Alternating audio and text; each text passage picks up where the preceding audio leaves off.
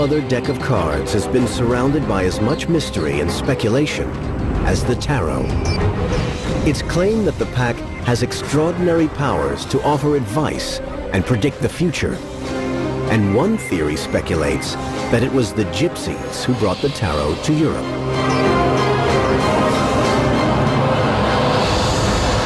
The name gypsies actually derives from the name Egypt.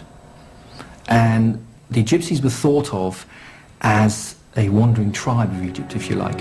And this is where possibly you get the later idea that a lot of the tarot and a lot of the symbols on the tarot may have an Egyptian origin. And it seems that the gypsies play a very important role in that idea.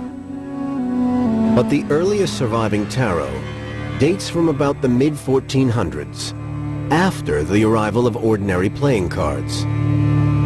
It was created for the Duke of Milan, Filippo Maria Visconti, believed to be the richest man in Italy at the time. The hand-painted decks were used by the nobility. They were extremely expensive. Each card of each deck was made individually. Historians believe that the tarot was created to expand on the ordinary deck by adding a whole separate series of cards called triumphi, or triumphs. The whole point about this extra suit of special cards was that they beat the ordinary cards. They were the trump suits, and that's why they were called originally triumphi. These trumps were a set of 21 cards, each of which had some sort of symbolic picture on it. They were added to a pack of 56 ordinary playing cards, which had 4 court cards in each suit. A further picture card, known then as the Fool, brought the total number of cards in the standard tarot pack to 78. This enabled the development of more elaborate and complex games, similar to modern-day bridge.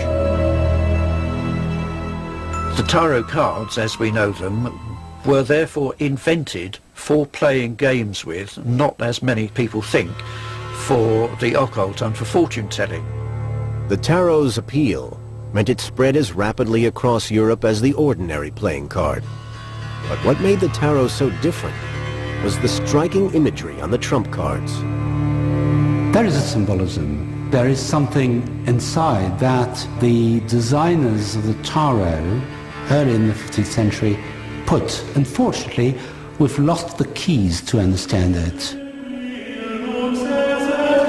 With no definitive explanation for the imagery of the tarot, there has been intense speculation about who might have created or harnessed this symbolism for their own ends. The very mystery of the secret societies, together with the compelling symbolism of the tarot, make them a natural match. And it's not surprising that the historians and the people who follow the secret societies would fold the tarot into their legends. One of the most enduring of these legends involves the powerful and mysterious Knights Templar, a group of elite knights formed soon after the First Crusade in the 12th century. The story goes that while in Jerusalem, they discovered the Holy Grail and other religious secrets. And they're bringing back with them, from the Middle East, items, iconography, art, and belief systems that are completely alien to anything that we'd seen in Europe. It's alleged that tarot cards carry Templar symbols within them. We obviously have the Templar cross. You have the head of Baphomet. The head of Baphomet itself, many people have claimed influenced the devil card. And the Templars, of course, were accused of worshipping Baphomet. Baphomet is a mythical figure, often represented with a goat's head. And it's claimed that the knights used it as an idol in their initiation ceremonies. When the Knights Templar were violently suppressed early in the 14th century, some believe their secrets were preserved on the tarot for future generations. The idea of these secret groups inventing the tarot is that they invented it as a way to keep their teachings hidden and yet be able to broadcast them. But these theories are generally dismissed by historians. The Templars had been abolished before the tarot came along. The idea that they went underground and then used the tarot to disseminate their teachings seems very thin. Historians believe the images on the tarot simply reflect the cultural fashions of the 15th century. Renaissance Italy was experiencing an artistic rebirth, looking back to classical knowledge and learning for inspiration. The Renaissance was a time when a lot of different streams of thought flowed together. Alchemy, astrology, the Jewish Kabbalah was adapted by Renaissance philosophers. The symbols of the tarot were fairly well known. To a Renaissance person, even an ordinary person who wasn't educated, they would have been familiar and understandable. This symbolism may have been obvious to a Renaissance person, but to modern eyes, many of the images seem a very strange choice. It's quite mysterious why the artist would have chosen to put the skeleton of death in a deck that's supposed to be for fun and gaming. In addition to the skeleton of death, there were other sinister and mysterious images in the tarot deck. The burning tower, the devil, and the hanged man. But this was certainly a well-known Italian image. If someone was shown hanging upside down by the foot, it meant they were accused of being a traitor to the state. Others suggest the meanings are more fundamental, that they are archetypes that have been handed down and just slightly reinterpreted according to the culture of the time. Behind the obvious overt image, there is the message, the meaning of the card, and that is essentially unchanged. They are dealing with the same stuff, and that stuff is the stuff of human consciousness and the way we react to the world in which we are born. They would have images that explained concepts such as vanity, death, love, fortune. But despite their elaborate design, it appears that the tarot cards were mainly used in ordinary games similar to modern-day bridge. Then in the 18th century, the tarot was given a dramatically different interpretation. People started to discover fortune-telling with cards. And tarot cards, obviously, offer more pictures, more clues to fortune-telling. It really became extremely popular with card readers and also occultists. It's just a natural that people would pick it up and start seeing fortune-telling in it. The key man behind the use of the tarot to tell fortunes was an 18th century former seed seller from Paris called Aliette. He decided to reverse his name to make it seem more mysterious. Atea, as he was now called, established himself as one of the first and most influential professional fortune tellers. He created what he called a corrected tarot, which he claimed was true to the original tarot that was supposedly from ancient Egypt. Atea assigned several meanings to each tarot card. The Devil card, which he called force majeure, could mean extraordinary power or strength, but reversed, it could signal weakness or pettiness. Placed in certain positions in a tarot deal or spread, each card took on a new significance, showing the obstacles existing in life, hopes and fears, and even what was to happen in the future. Atea's fortune-telling technique was a major influence on the practitioners who followed, and his tarot deck is still in use today.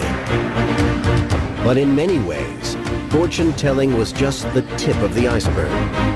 The tarot had also caught the attention of devotees of the occult, who saw something else altogether in the mysterious symbolism of the cards.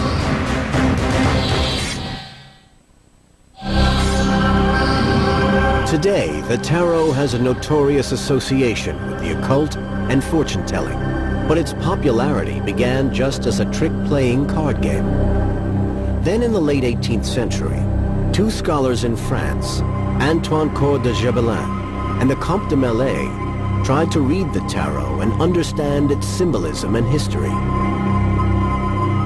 Gébelin was a French Mason of the late 18th century, and he's the one who really threw tarot into the occult mix. His interpretation of the tarot was heavily influenced by his fascination with ancient Egypt. He wrote a book in which he claimed that the tarot was the Book of Thoth, which had been rescued from the burning library of Alexandria and kept secretly until suddenly it emerged as the tarot. The Book of Thoth, according to Egyptian mythology, is the book of the god of wisdom, containing the source of all knowledge. There's no actual proof that this is the case, of course, but there is some suggestion that there may be an indirect influence through Egypt, through Judaism, into Kabbalah. De Gebelin's idea of the tarot being an occult book was quickly taken up by other French occultists, like the writer Eliphas Levi, who pursued the suggestion that the 22 tarot trumps related to the 22 letters of the Hebrew alphabet. Levi believed that studying the tarot would reveal the ancient wisdom of the Kabbalah. It does portray a sequence of 22 pictorial images which deal with human archetypes, which deal with the human condition. There is every possibility that it is an encapsulation of ancient knowledge, that it's an arc to carry information through the ages in a relatively inconsequential card game that would survive perhaps the ungentle attentions of the established church. Or, alternatively, it may simply be an inconsequential card game to which an accretion of meaning has gathered over the last several hundred years. But the possibility that the tarot might provide the key, not only to understanding the past, but also to predicting the future, made it extremely seductive. During the 18th and 19th centuries, this interpretation of the tarot spread rapidly across Europe. In England, influential occultists began to design their own decks. Arthur Edward Waite is probably the most well-known tarotist of the 20th century. One of the innovations that he gave to the tarot was featuring illustrations on all of the cards, not just on the courts and the trumps, but also on the numbered cards, so that you can pick up each card of the deck and recognize the image. Arthur Edward Waite's version of the tarot went on to become the preeminent deck in the world and was the inspiration for many others. Aleister Crowley, a one-time student of Waite, created his own special deck. His designs are still radical, revolutionary, redefined what tarot is. And it was done from a position of mastery of the subject. Aleister Crowley worked with the painter Frieda Harris to create a highly original occult tarot. The deck itself took 5 years to paint. The Crowley deck has a completely different mood about it. It's much more brooding and mysterious. It's much more complicated. Some people find it actually kind of creepy or disturbing. It's powerful, so it will disturb. If it didn't disturb, it wouldn't really have a great deal of value.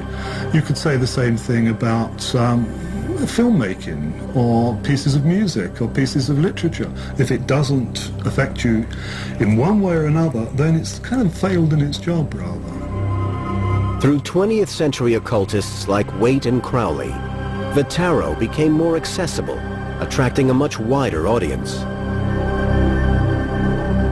The idea of the uninitiated coming into the tarot is something actually that Crowley and Waite intended. That was the intention behind their decks. At the same time, you still had to have a certain amount of